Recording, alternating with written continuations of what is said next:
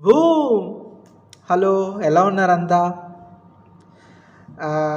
Saturday weekend upload చేయలేదు. But ఈరోజు చేస్తున్నాను. అంటే టైం అసలు సెట్ అవ్వట్లేదనమాట. చాలా బిజీ అంటే చాలా బిజీగా ఉండా. ఈ వీడియో ఏంటంటే ఫోటో లైఫ్ అనమాట. రీసెంట్‌గా నేను లాస్ట్ వీక్ సండే బుక్‌లో ఒక స్టోరీ చదివా. ఫోటో లైఫ్ టైటిల్ చూడగానే నాకు బాగా నచ్చేసింది. వెంటనే చదివేశాననమాట. ఏంటంటే స్టోరీ ఇద్దరు లేడీస్ ఫ్రెండ్స్ ఉంటారనమాట.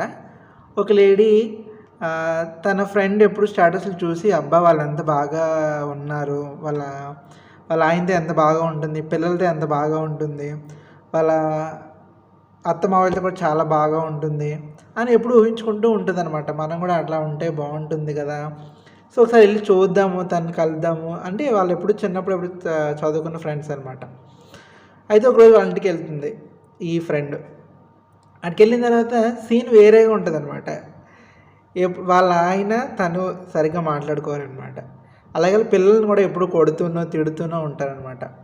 ఇంక వాళ్ళ అత్తగారు ఉన్నారు కదా! ఆళ్ళ అత్తకి ఆవిడకి పడదు. ఆళ్ళ మావయ్య ఏమి అనలేడు. సో, ఇవన్నీ చూసిన తర్వాత అప్పుడు తను అనుకుంటదనమాట. ఇది అంటే ఈ లైఫ్ నా లైఫే చాలా బాగుంది కదా! మా వారు ఏమనరు. మా పిల్లలు కూడా నేను చెప్పిన మాట వింటారు. మేము ఎప్పుడు కొట్టం వాళ్ళని. ప్రేమతోనే చెప్తాము. అలాగే మా అత్తమామలు కూడా మమ్మల్ని బాగా చూసుకుంటారు అని అప్పుడు రియలైజ్ అవుతుందనమాట. అప్పుడు అంటుందనమాట, నీ ఫోటో లైఫ్ చూసి, నువ్వు పెట్టే స్టేటస్‌లు చూసి అదే నిజం అనుకుని నమ్మేశాను. నా లైఫ్ కూడా అలా ఉంటే బాగుంటుంది అనుకున్నాను. ఇంకెప్పుడు నేను నీ ఇంటికి రాను అని చెప్పేసి వచ్చేస్తుంటుందనమాట. అక్కడితో ఆ స్టోరీ ఎండ్ అయిపోతుంది. కానీ అక్కడే స్టార్ట్ అయింది అసలైన మన స్టోరీ అనమాట. యెస్. మనం ఇప్పుడు ఎక్కడికి వెళ్ళినా ఏం చేసినా స్టేటస్ పెడతాము. అది చూసి అబ్బా! వాళ్ళు భలే ఎంజాయ్ చేస్తున్నారు కదా అనుకుంటాం అనమాట.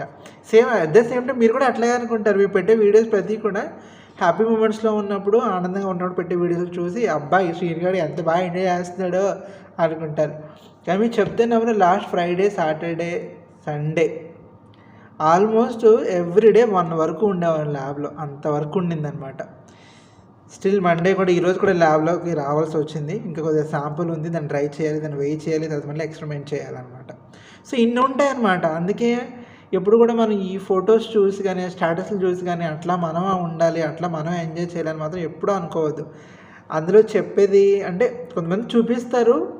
కానీ అది మన లైఫ్ తీసుకుని మనం అట్లాగే ఉండాలి, మనం అట్లాగే ఎంజాయ్ చేయాలని మాత్రం ఎప్పుడూ అనుకోవద్దు. నిజంగా కష్టపడేవాడు, తన పని తను చేసుకుపోయేవాడు అంతగా ప్రజలకి ఎక్స్‌పోజ్ అవ్వాలని అనుకోడనమాట. కొంతమంది చాలా గొప్ప వ్యక్తులు ఉంటారు. వాళ్ళు ఏం చేస్తున్నారో మనకి ఎప్పుడు అప్డేట్స్ తెలియవు. అట్లీస్ట్ స్టేటస్ పెట్టరు.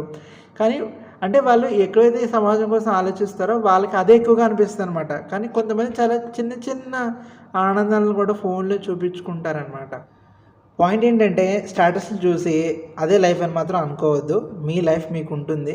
ఎవరిని ఎక్స్‌పోజ్ చేయకపోయినా, మీరు బయట ప్రపంచానికి తెలియకపోయినప్పటికీ, మీ ఉన్న సర్కిల్‌లో మీ ఫ్యామిలీతో మంచిగా మీరు ఉంటున్నారా లేదా? వాళ్ళతో ఎలా ఉంటున్నాం అనేది మెయిన్ ఇంపార్టెంట్ అనమాట. కొంతమంది టైం స్పెండ్ చేయలేకపోతారు వాళ్ళ బిజీ షెడ్యూల్ వల్ల. అంత మాత్రాన వాళ్ళు మనకు దూరం అయిపోయినట్టు కాదు.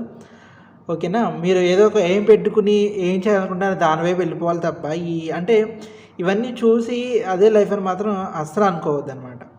ఓకే. మంచి ఇప్పుడు బాగా కష్టపడండి. ఫ్యూచర్ చాలా బాగుంటుంది. కష్టపడడం అంటే అలా కష్టపడుతూ ఉండిపోవడం అని కాదు. ప్రతి మూమెంట్‌ని ఎంజాయ్ చేయాలని నేను చెప్తున్నాను అనమాట.